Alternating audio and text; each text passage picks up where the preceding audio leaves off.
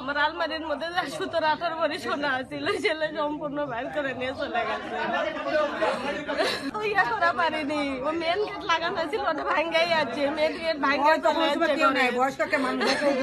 বাস্তিক নিয়েছি, শাশুড়ি নিয়েছি, স্বামী নিয়েছি, ছোট ছোট দুটো সওয়াল। এখন জীবনে নমুনা জিনিসের দিকে তাকামো, জীবনের দিকে তাকে আমরা 3 তালাক গেছি।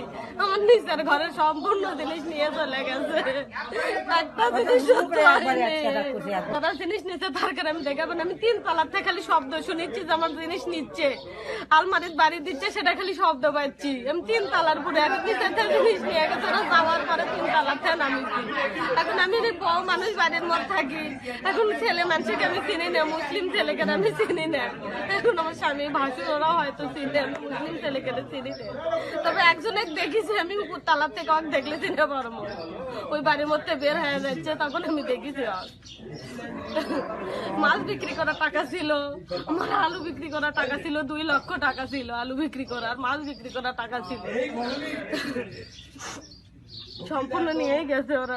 কি আমরা এখন সুষ্ঠু বিচার চাই।